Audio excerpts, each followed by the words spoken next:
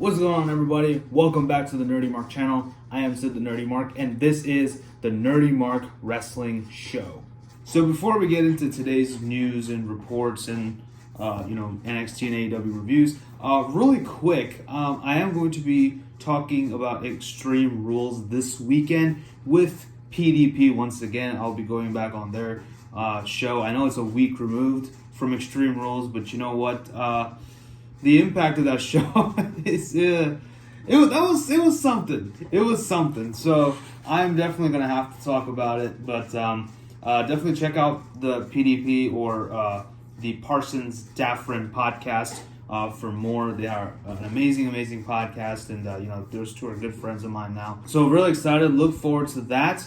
And with that, let's get into some news. So one of the main reasons I started doing this new format is so that I could actually start talking about other promotions other than AEW and NXT. And I think this news thing and everything gives me the perfect opportunity to do that, because the first piece of news comes to us from Impact Wrestling. Now, the Slammiversary event, which is obviously Impact's answer to WrestleMania, I believe, or is it SummerSlam? I guess SummerSlam, just because it takes place in the summer.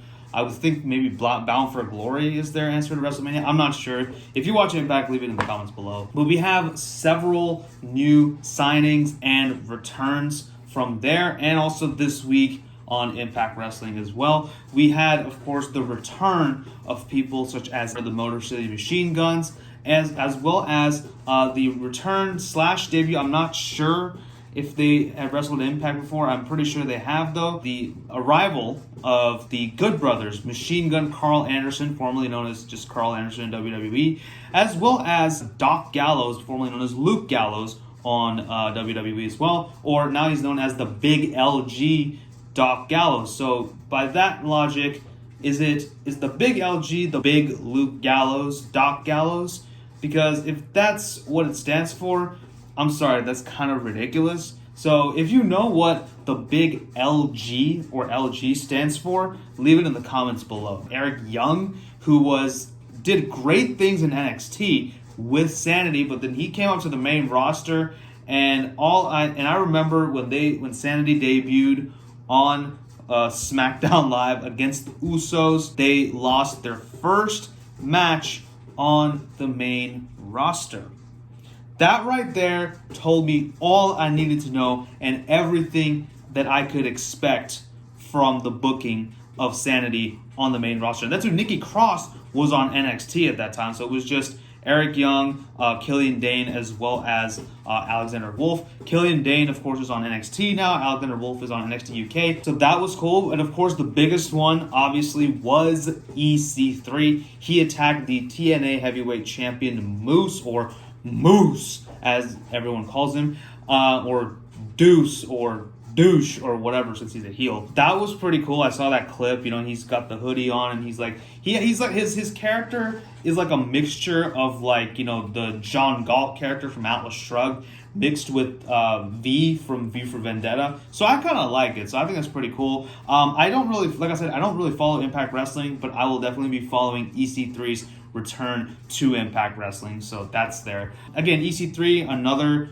golden opportunity that WWE just let slip through their fingers. He, again, great stuff in NXT, but I think he arrived on main roster way too early. I think they should have waited for some time, given him the North American title, and maybe at some point even the NXT title. Then maybe we could have moved him up, but Vince McMahon probably just saw his gorgeously bronzed body and is like, I want this guy on the main roster tomorrow, right? Anyway, that's just Vince McMahon.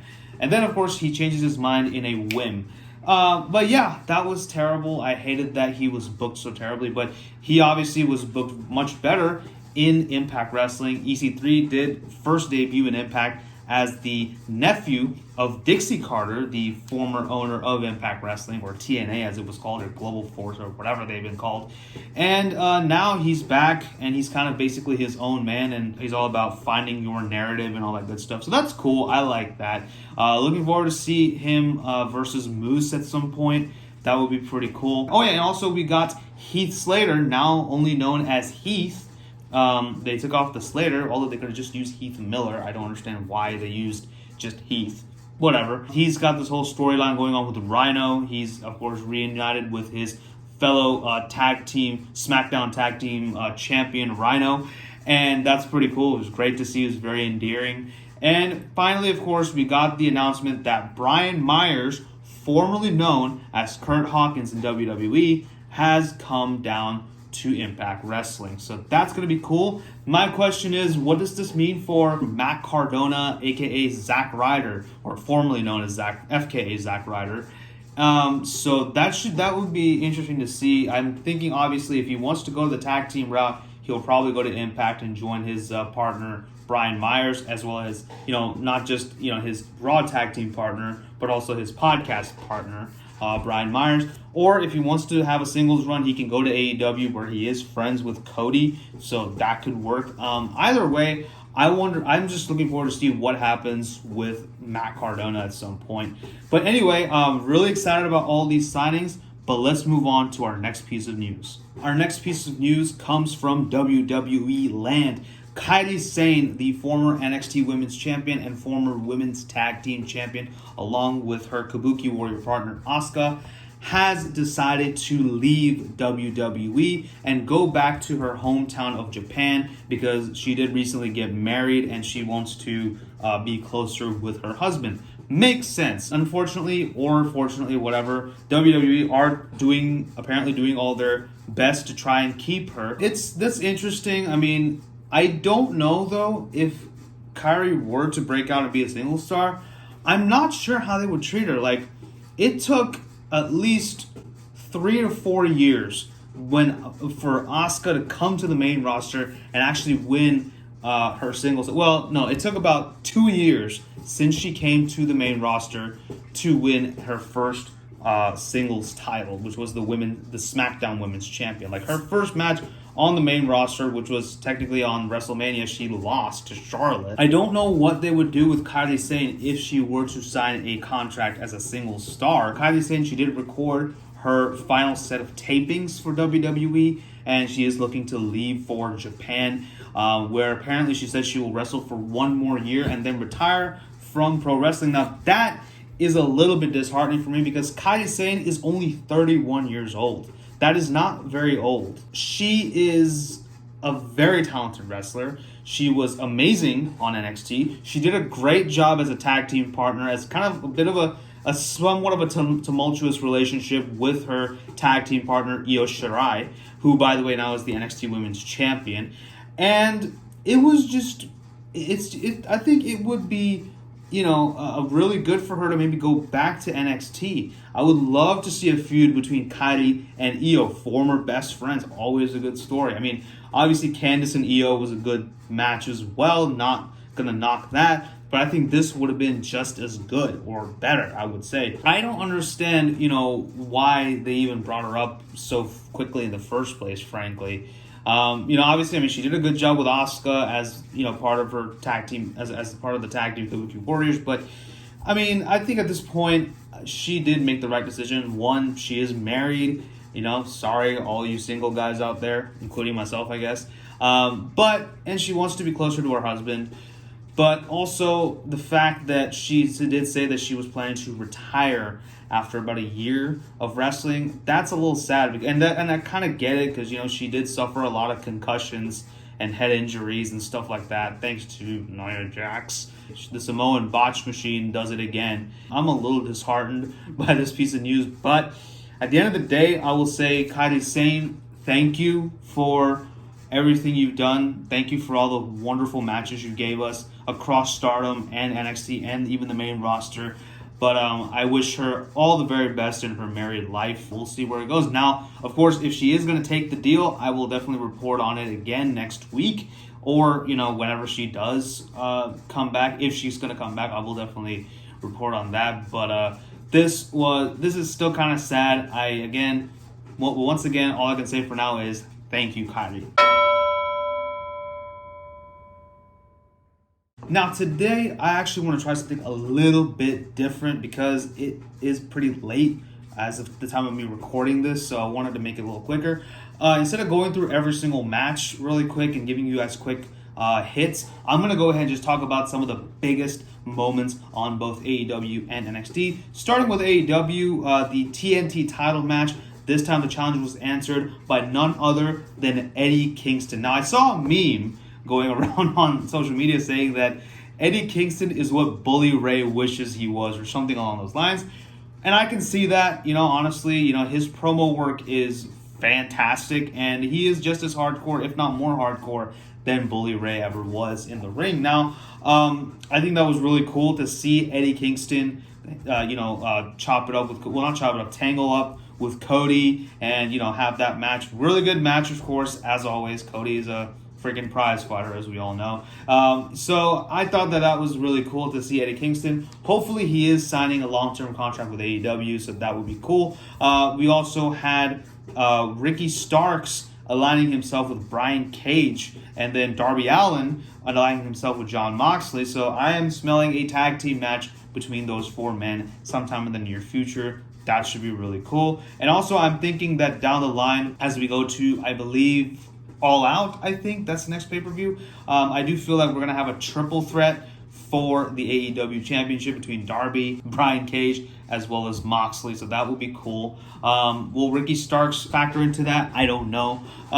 We still don't know about the severity, I guess, of the relationship between Starks as well as Brian Cage. We also had the Dark Order trying to recruit Hangman Adam Page, one half of the AEW Tag Champions.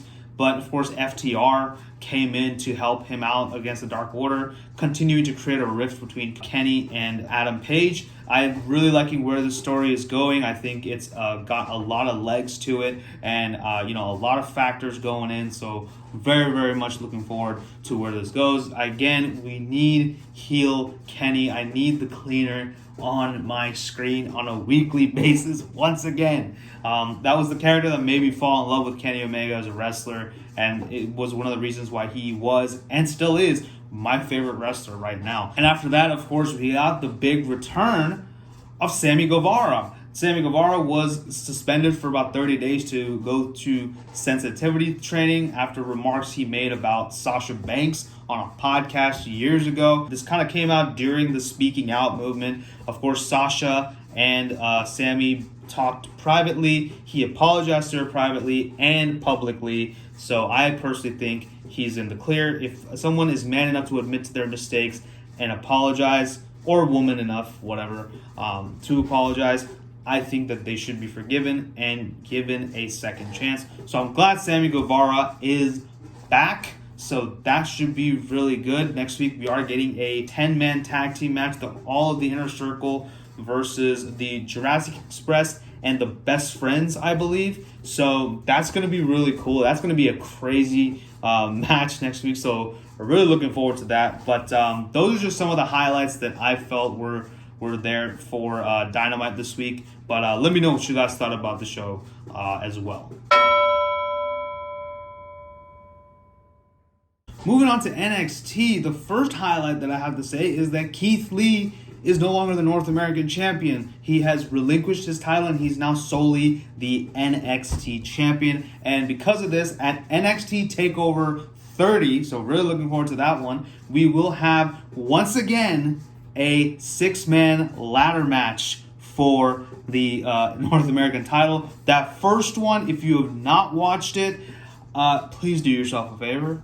Go watch it right now after you watch this video. So I'm really excited about this ladder match. I don't know if it's 6-man, but it's a ladder match. The last one was a 6-man ladder match. That's why it just, the slip of the tongue. I'm sorry. But yeah, it is a ladder match, and I'm very, very excited for it.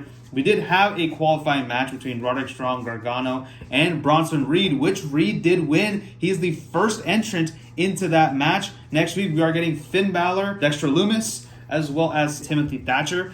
And I'm looking forward to see who wins that. I kind of hope it's Finn Balor, because, Finn Balor is cool, and Cool Balor is cool. Be like Finn Balor, be cool. Shotzi Blackheart beat Aaliyah, but got attacked by Mercedes Martinez.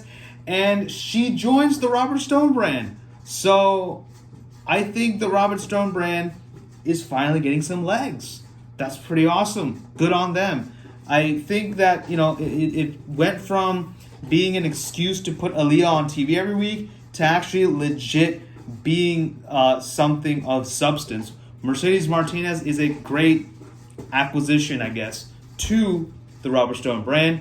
We had Dominik Dijakovic and Karrion Kross in a hellacious match, after which Karrion Kross did completely destroy Dijakovic and made it personal, because obviously Dijakovic is one of Lee's oldest friends.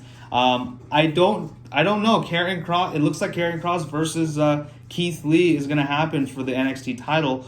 I am really excited, but also very concerned. I mean, like, WWE at this point, I feel like they've booked themselves into a corner. Karrion Kross they've strapped a rocket onto the guy, and he has been going places like no one else's business. But at the same time, Keith Lee is definitely a very good champion, and he's done amazing things for the North American title. And I think his title reign with the NXT Championship is just beginning. I don't think he should have his match against Karrion Kross at TakeOver 30, but unfortunately, it looks like that's where they're going. It has me a little concerned, just because do you blow off Karrion Kross's momentum, or do you sacrifice Keith Lee's title reign and basically make him into a transitional champion? Kind of a tough call. Now, unless Lee is being called up to Raw or SmackDown, I don't see any reason for Karrion Kross to win. It's a hard pill to swallow, but it is Keith Lee's first title reign, and I want him to have a bit of a lengthy one. And personally, I would not mind seeing a returning heel Tommaso Ciampa take it off of Keith Lee at some point. Being the good guy hasn't really worked out for him, so he's back to being bad. That should be the story. And then, maybe at some point we'll get a heel version of DIY. Who knows? Those were some of my highlights. Those are some of the things that I took away from NXT this week, the biggest ones. Of course, not to mention, we had Breezango cosplaying as the Mounties. That was pretty cool. I like that. That was funny. But yeah, so those are my quick highlights from NXT as well. So before I get to the big question of the day, I did forget to mention that next week, Cody will finally go up against Warhorse for the TNT title. This is exciting because Warhorse has been campaigning on social media to come to AEW to finally face off against Cody. And obviously, we have the hashtag Cody Fears Warhorse. But finally, we are getting this match next week on Dynamite. I am very excited. Now, granted, this will be my first time seeing Warhorse in action, but I have watched a lot of his promos. I have watched a lot of his little bits on Twitter. And my goodness, I love him. He's almost like a second coming of the Ultimate Warrior, minus the homophobia. Hey, I mean, that he made it pretty public. I am very excited, looking forward to Cody versus Warhorse next week. But now, let's talk about the question of the week. So last week, I did ask who should take the title off of Jon Moxley, and I had my good friend Tim Farley give me an answer, and that answer is, I'm just going to read it right here. He said Omega should beat Mox, then Page beats Omega. I like that idea. I think that is perfect. Now, this week's question. Now, obviously, we do have this whole war going on between AEW and NXT. Some people want to say it's a war. Some people don't want to say it's a war. Let's just say it's a war. Fine. Let's just do it. Okay? Who cares? And, obviously we have this whole demographics thing. Chris Jericho calling himself the demo god, all that good stuff. But all that aside, I personally would love to know, what is your AEW versus NXT dream match? That's right. I said NXT, not Raw, not SmackDown. AEW versus NXT. If you want to build a whole card, you can go ahead and do that. I will definitely read that whole card out for everybody next week on the video. But for me personally, the one match that I really want to see is Kenny Omega versus Finn Balor. Now, Kenny Omega and Finn Balor have met before in New Japan way, way back. This is even before Bullet Club was a thing. Kenny Omega was part of the Golden Lovers, and Finn Balor, aka Prince Devitt, was part of Apollo 55, and they did have a really good match. And then sometime later, they had another match. I think at that point, Balor was part of Bullet Club already, or he had founded Bullet Club already. So, and then Kenny Omega was still part of the Golden Lovers. So they had already met a couple of times, but now these two men are in their prime, and I want to see these two in a match. Absolutely. Kenny versus Finn Balor. I would love to have that happen. Now, I know it's probably not, but hey, a man can dream, right? But anyway, what are your NXT versus AEW dream matchups? Leave all of that in the comment section below, and your answer could be featured on next week's video. So just like that, we get another episode of the NerdyMark Wrestling Show coming to a close. What did you think about all the news and articles? What did you think about AEW versus NXT? And of course, please don't forget to answer the question of the week. But with that being said, thank you all so much for watching, and thank you for the support on this new format. I hope to do this for a very long time. But with that being said, don't forget to like, share, and subscribe. Follow me on social media, and tell your friends about the Nerdy Mark. Thank you all so much for watching. Thank you for your continued support. Stay safe, take care, and I'll see you next time. Bye-bye.